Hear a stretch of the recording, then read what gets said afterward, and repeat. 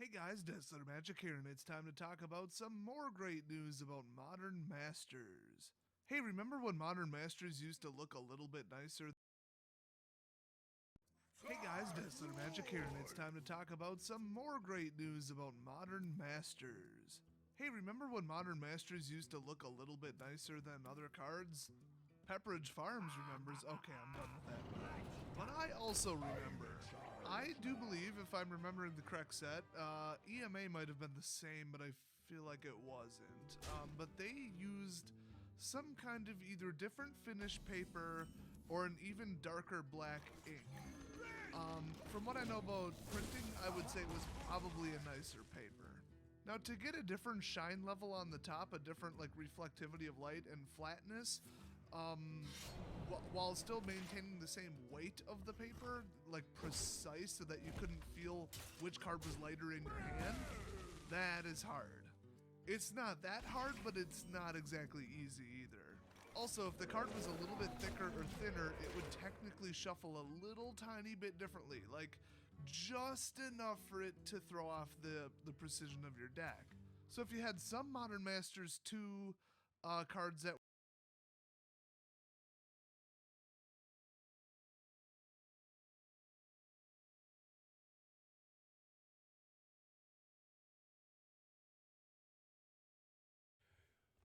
What's up, ladies and gentlemen of YouTube? Boogie2988 coming at you live once again through the power of the internet. And here we go with box number 2, the YouTube exclusive. Well, not exclusive. I am also doing this on Twitch.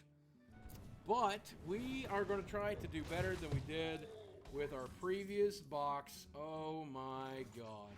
But here we go. Box number 2, Modern Masters 2017. Now, I will tell you, one of the boxes that I opened exclusively for Twitch, which I did not record, and if you want to go watch that Twitch VOD, you'll be able to see it to confirm it. I got it all, man. I got the Lilianas. I got the Tarmogoyf. I got Caverner Souls. One box, Foil Inquisition. It's the best box of Magic I've ever watched, ever opened. Guess what? Didn't record it. But I'm recording this one, and it's a chance we can do it again. So we're going to do it again. That was just the warm-up, kids. That was just the warm-up, kids. So here we go. Going right into it. Going right into it. Here we go. Starting off with an uncommon Revive. Cool card. And a rare Gifts Ungiven. This was worth something at one point. Don't know what it is now. Don't know what that is now. Ooh. Azure Mage, Wall of Denial, Molten Rain. Molten Rain's a cool card. That's how I want to do land destruction. Land destruction only on dual lands. But in a perfect world, we don't have land destruction at all. Here is Tower Gargoyle. Why is this card in the set? What purpose does this serve in drafting? I've done a bunch of proxy drafts. I don't know why. I'm never drafting this guy. Never going to. I played those 3 colors together and still never drafted this card. Well, whatever. Whatever. Ooh. There we go. I don't know if he's worth much. I don't know how he performs in Modern. I don't know Modern that well, but I do know I love this card. I loved it in Standard. I love it in Cube. I love this guy. Easily one of the coolest creatures ever printed. You know what's so funny about him, and you can look this up if you don't believe me. Forest Reckoner's ability was not that exciting. There was a card called Spite Mare that was in the Lorwyn block that did nothing in our local Standard. I don't know what it did in anybody else's Standard, if it did anything. But it was 4 mana for a 3/3 that did the same thing. It was practically, for 1 mana more, easier to cast because it wasn't 3 colored mana, 3 hybrid mana. It was easy to cast, and it was the same card. Here's the first Mythic, Past in Flames. Wasn't worth anything the first time it got printed. Don't know why it got reprinted now. If this is doing something to Modern, I don't know about it. I don't know how. I guess if you have a deck that has 8 million mana on turn 32, and you survive till then, you will use that card to get more mana, I guess. There's probably some combo deck with it that I don't know about. Agony Warp. That's a cool foil. Good card. And a rare Blade Splicer. Funny story, even though I played a lot during that Return to Mirrodin block, or New Phyrexia, I think is what it's called, right? I could not find any Blade Splicers to save my life. And it's one of my favorite cards from that period of time, too. So I actually had it proxied in my cube for a while. My friend Rob gave me one. Such a good card. Out of all the Golem ones, that was the one that I liked. I didn't like any of the rest. Terminus. Nice. Foil Terminus. That's very cool. The foil is weird. I guess it's because it was all white, and they mostly foil like the white part or whatever, the lighter colored parts. So I can't even really tell what's going on in that foil. That's probably not the best foil I've seen. I don't know if you like it, but I don't like it that much. Basilisk Collar is our rare. Again, oh, Path of Exile in this pack as well. Good pack. So, for those of you who are watching on YouTube, I'm keeping the packs together. I'm not sorting them at all.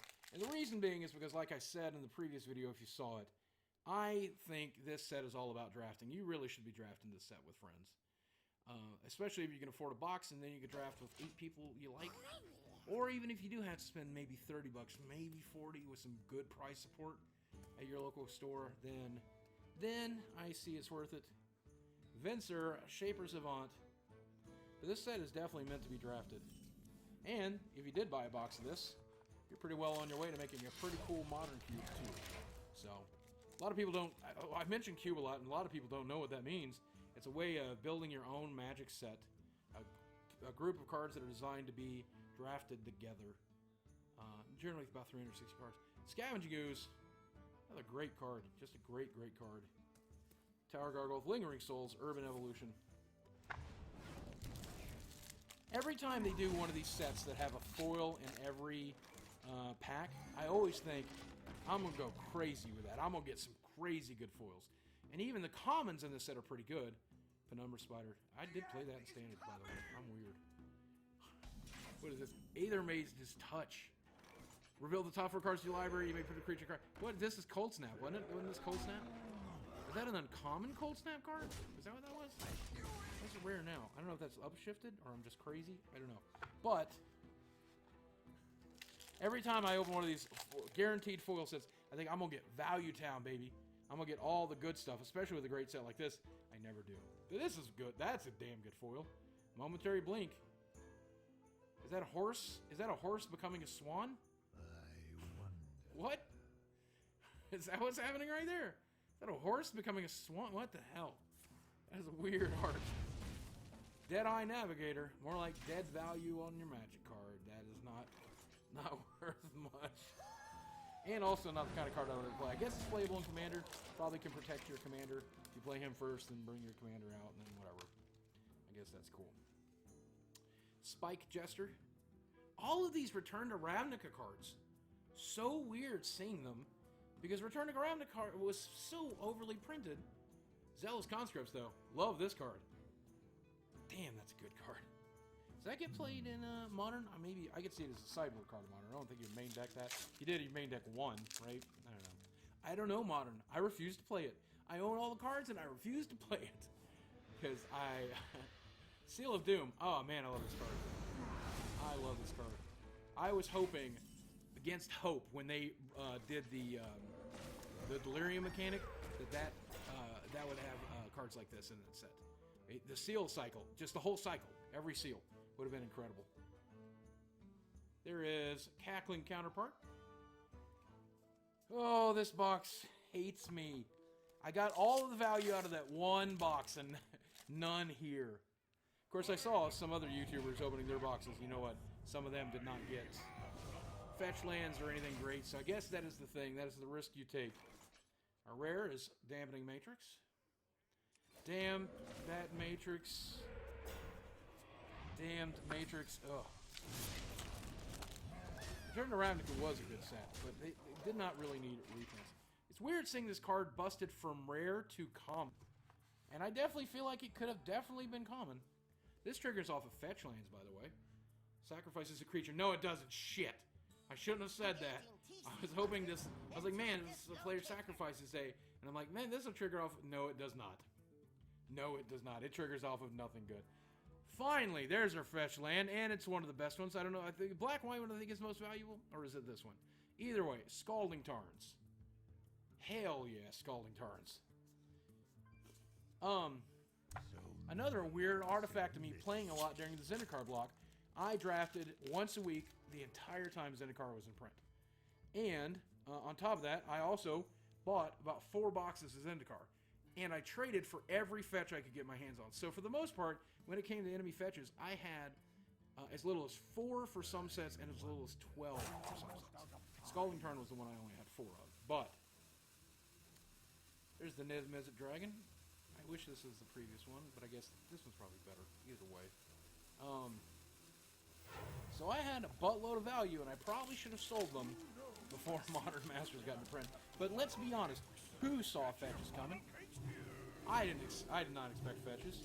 I expected fetches would eventually hit standard, but obviously they didn't, and that's good. Because I hate fetches in standard. But there's Death's Shadow. This card, people keep telling me this is worth something, but I don't know why or how it does that. Why is this card worth something? I don't really understand. Something where you sacrifice a bunch of life or something? I don't know. Probably lost a bunch of value. But that's the thing. I thought that was a fetch knight for a second. Golgari, Guildgate. That's the risk you take when you invest in a card game, isn't it? That's the risk you take. Ooh, Restoration Angel. In the same set as Thragtusk, all over again. That's going to happen at draft at some point. When you do, you're going to get real mad. But then remember, it happened every Friday night for 6 months of my life in Standard. So, you don't know true pain until Thragtusk and Resto Angel are in the same Standard. That is true misery for me. And of course, it's all in. Vampire Aristocrat. Weird choice. Oh, well, there's Bonfire of the Damned. That can't have any value, right? I know they did most of the miracles, most of the rare miracles to up their print numbers. But, does that have any real value? I don't know. I do remember the Pro Tour that was settled by a Bonfire of the Damned that just made R&D regret making that card, if I remember. Pitfall Trap is our foil. Our rare, there he is. So when I draft this box, it's going to be in the same queue. Someone is going to have a chance to Resto Angel of Thragtusk. Man, I ought to take one of those rares out and replace it with a Seance or something. Path to Exile in that pack. Ooh. Come on, give me a good mythic. Can we do one really good mythic in this box? Is that possible? There's a nice foil. Very nice foil. Magma Jet there. Nice foil Magma Jet there. Very, very good. Ooh, there we go. Misty Rainforest. Wonderful. Wonderful. Yeah, there we go. There we go. Well, Flicker Wisp of Doom. Well, I can't be disappointed now. We got our 2 fetches, which is what you'd pretty much expect. So anything from here I think is gravy. But you know I like gravy, so give me the gravy. Torrent of Souls, foil. A rare, nice Blood Moon. This is weird. I had a playset of the Dark Blood Moons. And I don't know what happened to them over the years. And then this got reprinted, in a core set? So I picked up a couple. But it was super valuable out of that core set because nobody liked to buy that core set. So, I think I have 2 Blood Moons to my name. And out of this set, I've now opened 2 Blood Moons. So hopefully that'll get me back on track. I'll finally have 4. I think you only ever play with 3. But it does have its uses for certain. Carnage Gladiator. Weird reprint choice. Well, there he is again. Not that valuable, but very, very good. Phantasmal Image. If I play in Commander, this goes in it every time. If I'm playing any blue Commander. Anything with blue in it, I'm getting it. Love that card. Easily the best clone, I think. To me. I should say that's my opinion. That's the best clone. I don't know what objectively is the best clone. There's a foiled Coaling Oracle. I think I have an original foiled Coaling Oracle. Man, this box is following a pattern too. I swear this set has pattern issues. Desecration Demon. Hated this card in Standard. I fed so many tokens to that demon though, and won because of it. So many cards.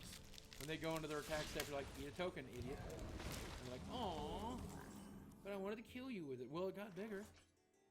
Ah, there we go. Foil rare. Falcon Wrath Aristocrat. Decent foil rare. Was she mythic at one point? I don't think so. She was rare in that set. Wow, third fetch. Third fetch. Hell yeah. Aaron Mesa. Very good. Very, very good. Nice. 3 fetches. That beats the averages. It helps make up some of that value. And then finally, Mist Raven is our foil. Last pack here. Jeez, I can't believe that's this whole box. What the least mythics I've ever seen in the box. Nope, here's a mythic.